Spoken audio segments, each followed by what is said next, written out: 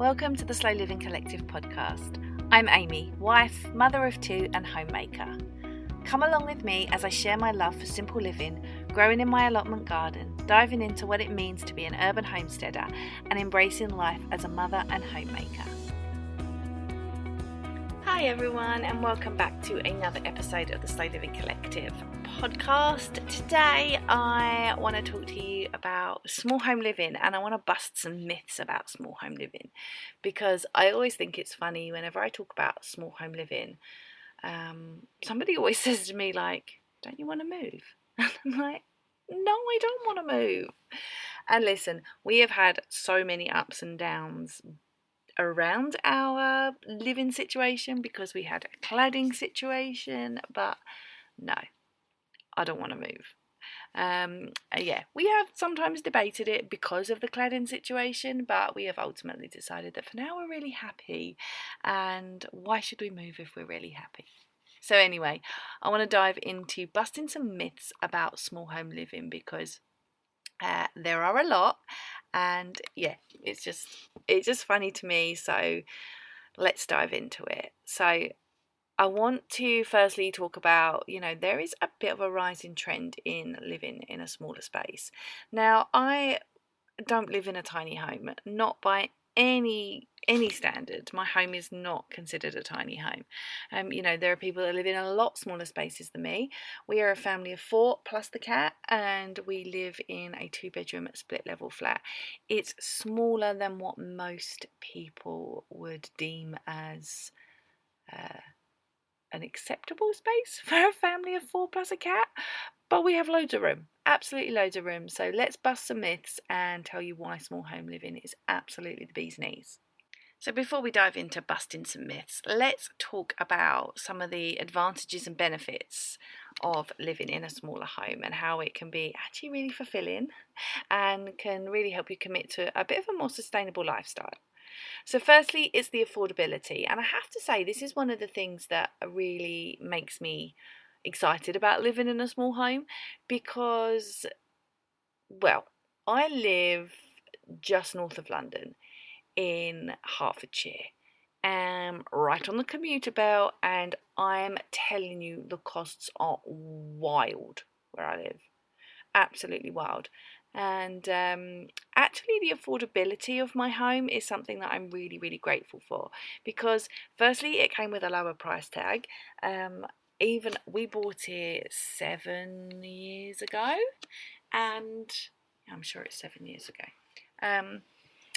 close to 7 years ago at least, and it has gained so much money. So one of the things we were thinking about when we were discussing whether or not we would move would be actually how much extra debt we would have to take on our mortgage, and to us it's just not worth it. Oh goodness me. Like I said, we bought this house a while ago, and it's gained a lot of money, which is only relevant if we're selling it anyway, but it was at a reasonable price tag for when we bought it, and we didn't have the intention that we would stay here when we had a family, not long term, I don't think. But then as time went on and we had one child and then we had another, we decided that actually we're more than comfortable here, and is it worth us moving and taking on such an incredible mortgage debt when it's just not necessary?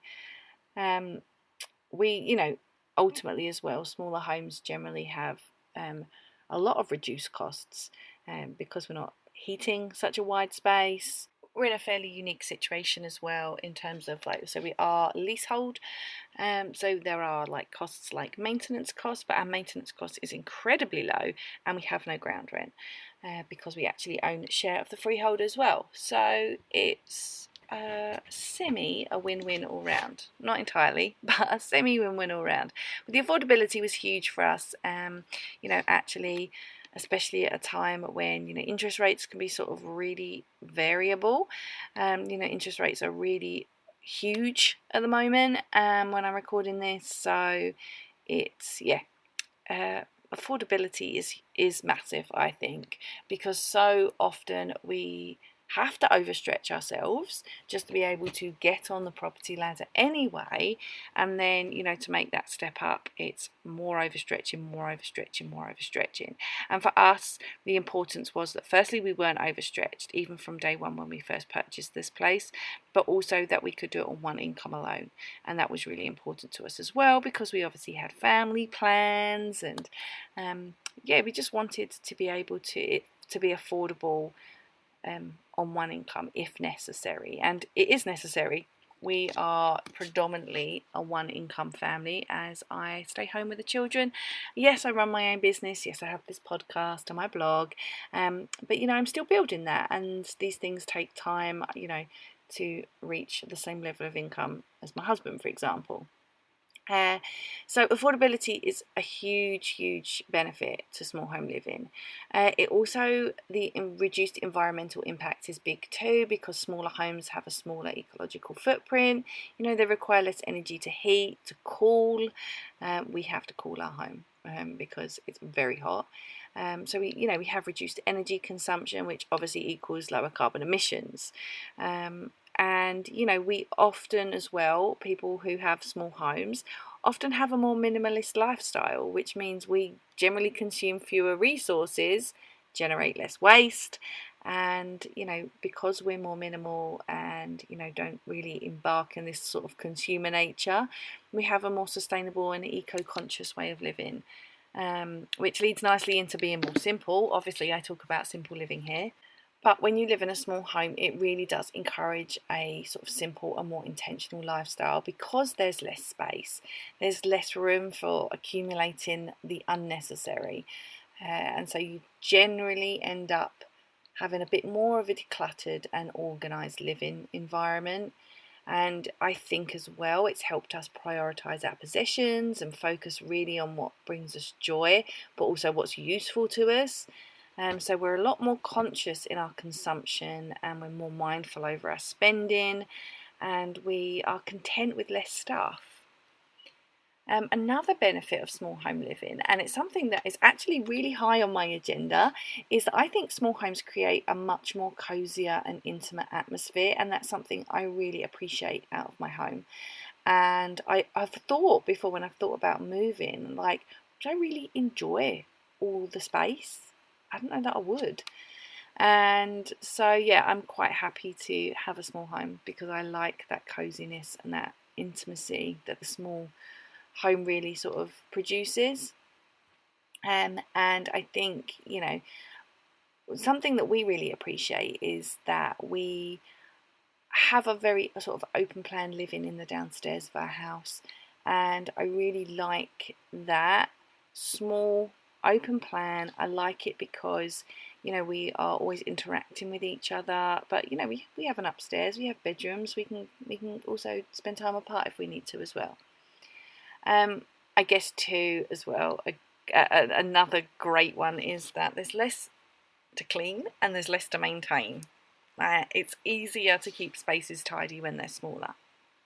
And I suppose as well, I mentioned affordability, but the reduction of mortgage debt and not taking on more just to overstretch is something that is really important to us, and I think should be discussed more, to be honest, because so often we're encouraged to go to our limit, and it's just then you end up in situations like we're currently in, where the interest rates rise and things become really unaffordable. So it's really difficult, because some places, like where I live, it would be impossible to get on the housing ladder if you didn't overstretch yourself. But then also the cost of rent is more than a mortgage. So housing problems, huh?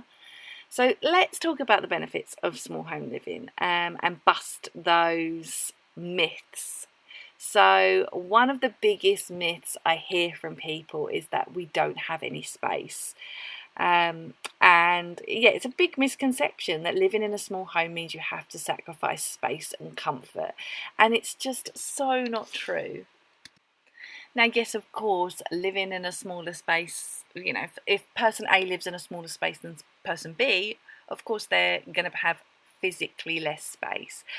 But You don't have to sacrifice space, and you don't have to sacrifice comfort. So you can be really thoughtful in your design and really smart in your design. And look, we live in the age of Pinterest. You can find anything to suit your space. So it's really possible to maximize the space you have better in a small home than you might do in a larger home, and create a really comfortable living environment. So there are so many creative solutions when it comes to furniture. So one of my favorite things is where I am absolutely right now. So I love having a little desk space, but I don't need it all the time because I don't work full time. I only need my desk for when I'm either doing some home ed planning, or whether I'm recording this podcast, maybe I'm writing up a blog post. But it's a small part of my life in comparison to the rest of it. So I purchased several years ago a fold up desk, and it's wall mounted, and it is everything that I want from it. It has beautiful space, it looks beautiful. I am very much somebody who thrives off of things that are aesthetically pleasing, and yeah, then it just folds up when I'm not using it, and then I can pull it out when I am. So head to my Instagram, you can find me at Life on Plot 44. I'm sure there's pictures there of it, and if not, it's probably on my blog somewhere. But yeah, I love it. I love it. I love it. I love it. Actually, what I will do is I will link to it in the show notes of this episode as well, because it is so useful. Whether you live in a small home or a massive home, I think it is really useful because it just enables you to have that little bit of space that you maybe don't need all the time, and it's just a little place for you. So that's really useful. Using vertical space in a small home is incredible. So you can put shelves or wall mounted storage, such as this wall mounted desk, to make use of it. So you've got your own little office space by just pulling down the hatch. But yeah, use vertical space for like storing your books, or use the wall to like make it look nice with pretty like pictures, or just everyday essentials.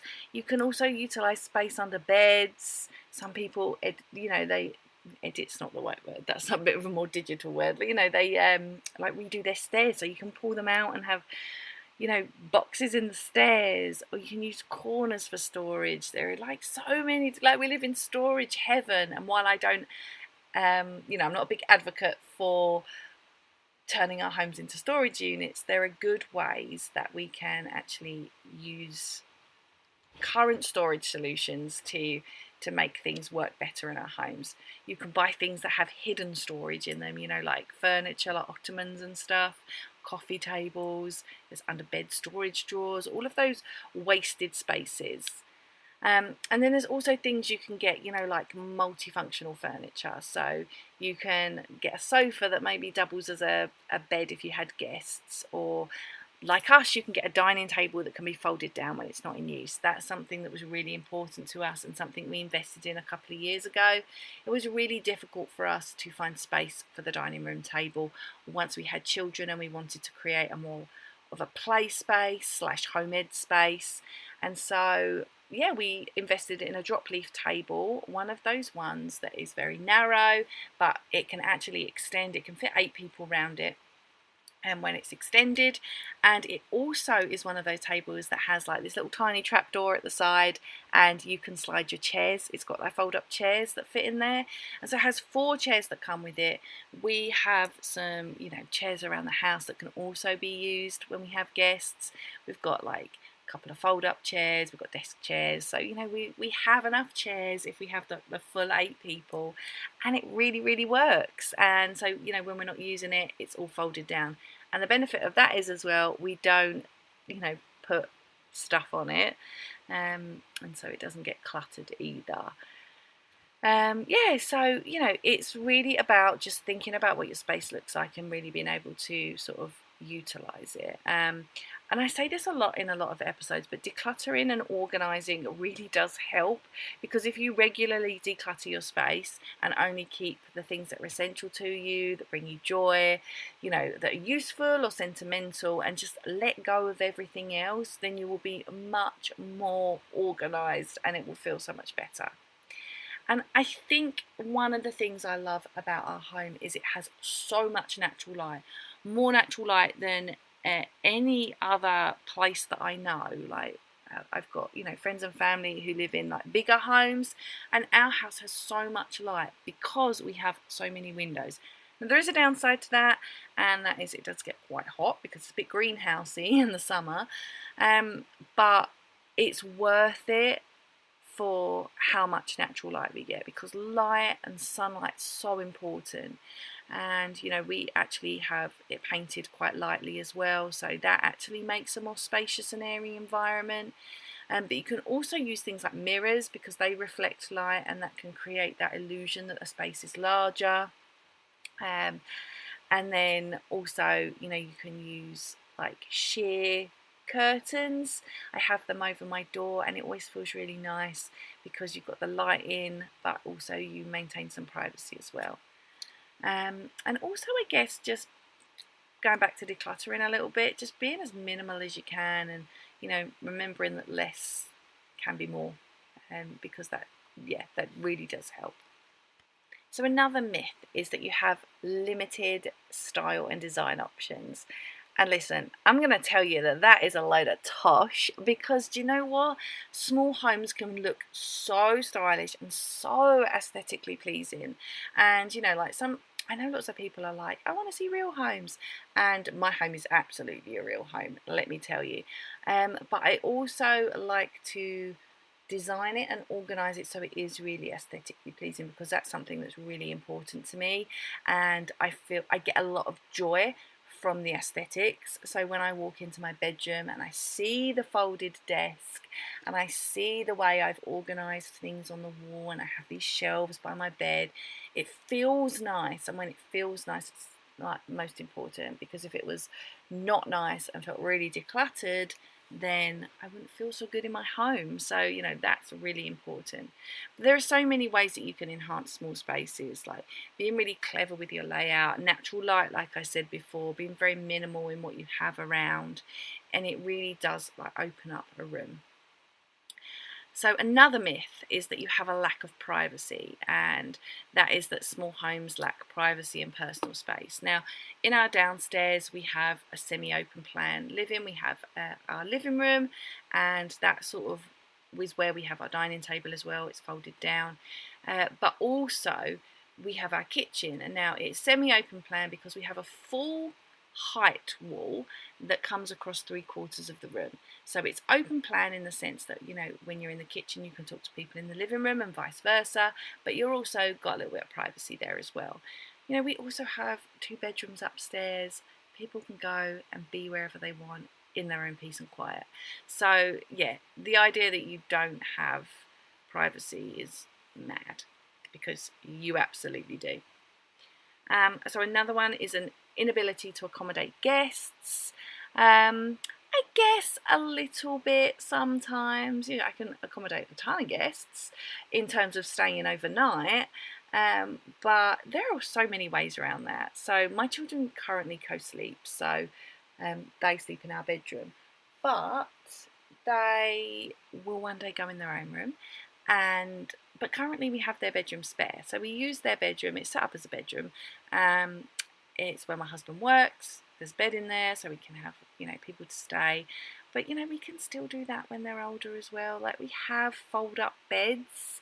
Like, they can come and sleep. Our bedroom's huge, so we can absolutely have them come and stay in our room overnight, and then we would be able to accommodate guests. And in terms of accommodating guests, like just guests that are coming for the day, absolutely, there's plenty of room. There's plenty of room for them to sit. There's plenty of room for them to eat. There's plenty of room for them to just be. We live in a small home. We don't live in a shoebox. So we are absolutely able to accommodate people. But also, we've also got, furniture that folds up, like fold-up chairs that we can get out. Like, it's not a big deal for us at all. If you want to come around my house, there's space for you. So another myth is inadequate storage, and actually I think this is dependent on the house or the home, and not what its size is, because I have really good storage in terms of not furniture I've bought, but also just built-in storage. So I have good built-in storage in my hallway, good built-in storage. It's my downstairs hallway. I also have good built-in storage in my upstairs hallway and my bedroom. And also you can buy storage if you really need it. But like I say, don't turn your home into a storage facility. But there are so many ways you can utilize storage in small homes, like using upward space, vertical space, built-in storage, decluttering.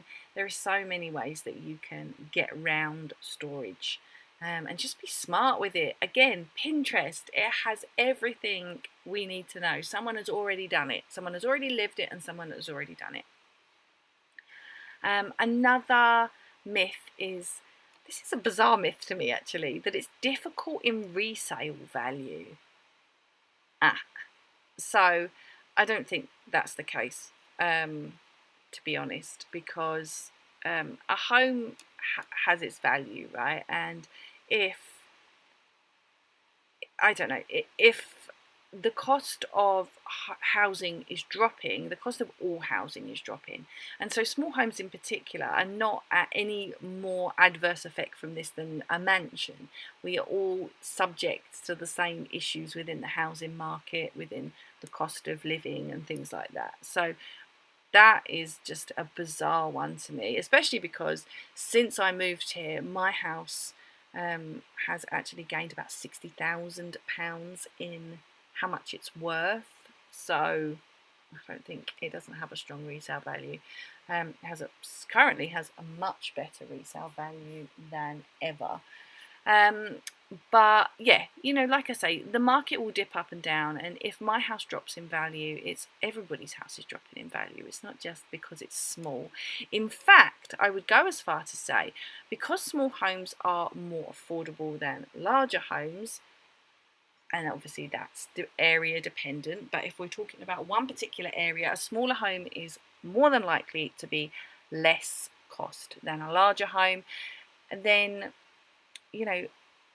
then that's more accessible to people like first-time buyers, and first-time buyers are what keeps the market moving. If first-time buyers cannot afford to buy, nobody is going anywhere. So yeah, that's just complete rubbish, I think.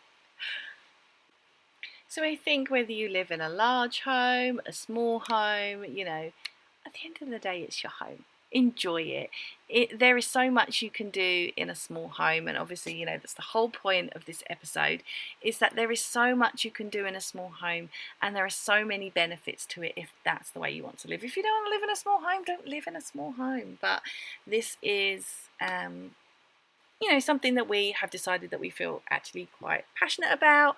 We have all the space that we need. What more do we need in terms of, if we purchase a bigger home, and only a slightly bigger home, if we purchase a slightly bigger home, we're looking at putting £150,000 more debt on top of our mortgage.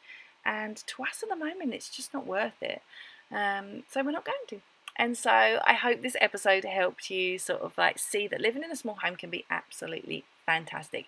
And I know so many people that have, purchased bigger homes and are actually downsizing and moving to a smaller home because of so many of the things I said about, the affordability, because they're more cozy, and, just you are able to do so much with them regardless of what society might think. Remember that society always wants to push consumerism. It wants us to spend more. It wants us to think that we need the next biggest, better thing, that we're always moving to the next thing. This small home is, just a stop off until I can get to the next bigger home. But what if it isn't? What if I can stay here? What are the things that I can do, being really careful in considering my space and utilising it well to make it the wonderful home that it is? So you don't have to feel like you need the next bigger, better thing, because if you're happy where you are, then just enjoy it. So I hope that was helpful and maybe helped you think of small home living in a slightly different way. So you can find me as always over on Instagram. You can find me there at lifeonplot44, and you can also find me on the blog, which is theslowlivingcollective.com. So thanks guys so much for listening, and until next time, I will catch you in the next episode.